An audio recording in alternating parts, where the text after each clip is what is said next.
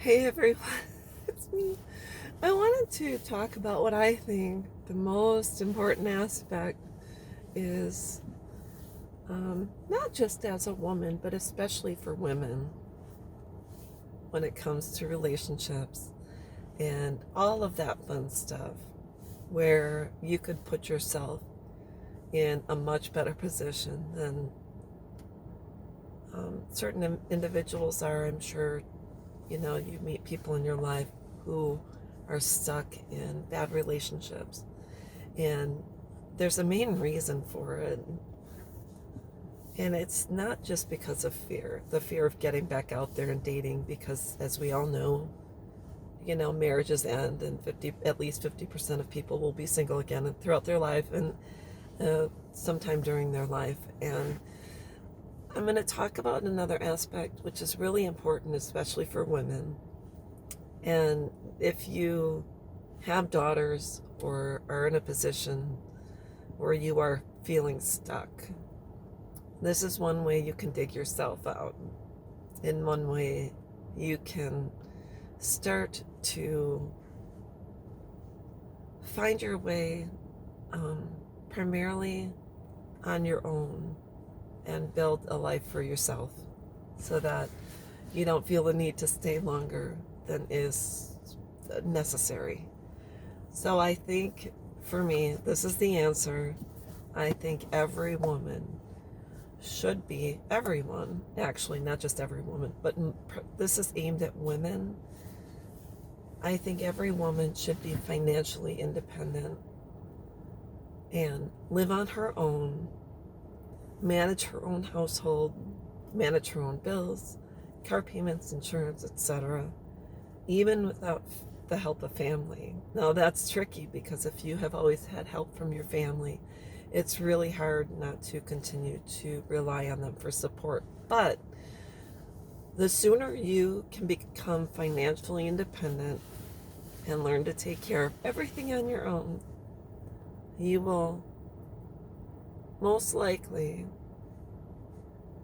have a greater intuition and a greater ability to make more positive choices when it comes to relationships.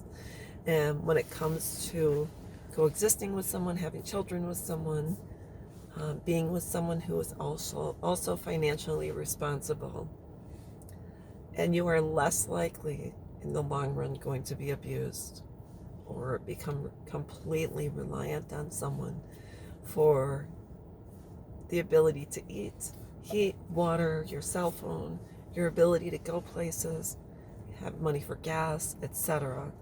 I just know, for me, years ago when I was in the military, I joined, I ended up being with someone who I thought would be a good father for my daughter, and became completely reliant on him for everything. But when we were in the military, I decided to do in-home daycare and did that on post, and I made, pretty decent money. So I was bringing in my own money. It was still our money, but I was contributing to the household. And then, when I got divorced, I was only working part-time.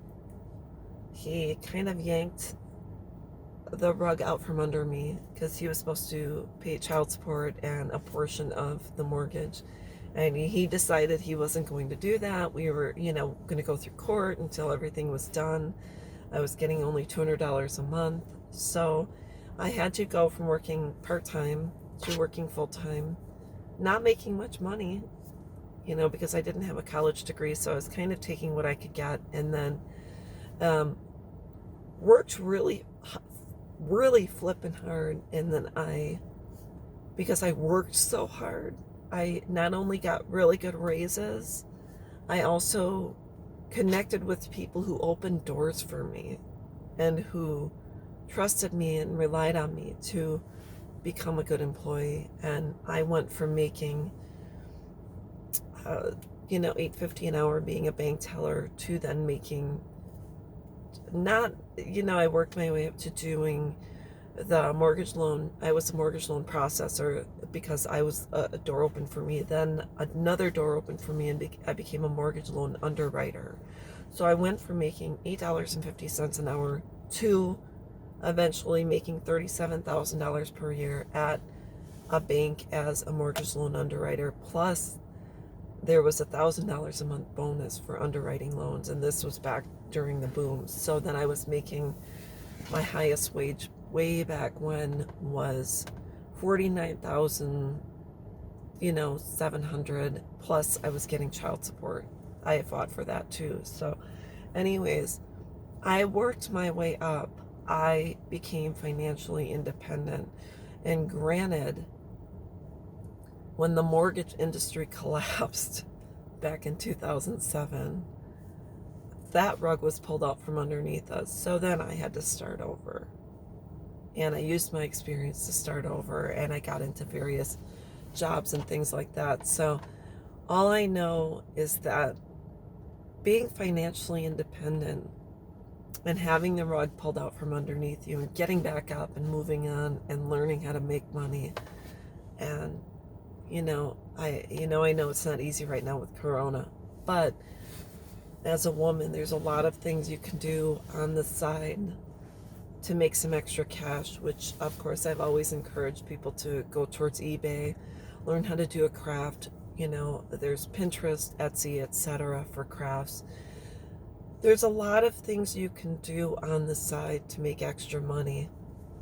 You just have to tap into your resources. It's even on eBay, if you sell and make a couple $100 extra a month, you can at least make a car payment, pay your gas and electric, save for your kids, pay for food, whatever the case may be. There are just many, many ways, you can take care of business. So I think being financially independent is so very important. And I'm not even talking going to college. I'm talking about tapping into your innate gifts, what you love to do. Sometimes you have to take a job that you don't really necessarily, that doesn't exhibit your gifts. But if someone opens the door for you, make the absolute best of that given situation. Meet people throughout the company. What helped me was I met people. I always tried to get to know people in the different departments where I worked, so that if there was an opportunity to step into another position, they knew they can count on me. Actually, when I was an underwriter for a bank, I also worked in the home equity department and I worked in the fraud department. And I also helped review the credit card statements of our loan officers. So I kind of took on a lot of different roles, and I became invaluable to a lot of people. So all I know is that people wanted to work with me. I didn't go out of my way, but I always went above and beyond. And even today, if I needed a reference for a job, I would have more than enough references. Keep, a list of people you work with. Write down a list of supervisors you work with. Ask your supervisors, hey, can you give me a reference? I'm, going to get XYZ. People that you trust will always put in a good word for you. So financial independence is really, really important. Stand on your own 2 feet. Never become 100% reliant on someone else that can make or break your life. Always find someone you could trust with your money. Make sure you're with someone who works just as hard as you, that contributes equally. And never, ever, ever, outside of catastrophic event, always try to have money in the bank, in savings, even if it is enough money to replace the tires on your car, enough money to get a diagnosis if your car goes out or you need a new radiator. It's always a car repair that kind of puts people under. Always try to save for a rainy day, even if it's $100 a month, something towards another vehicle. If you buy older vehicles, it's really important to have money in the bank, so when that older vehicle goes out, you can replace it with, even if it's a newer, older vehicle. That's really important. But that's what I wanted to talk about. Other than that, that's about it. So I hope everyone has a good day, and I hope this video helps someone. So we'll talk with you soon. Bye-bye.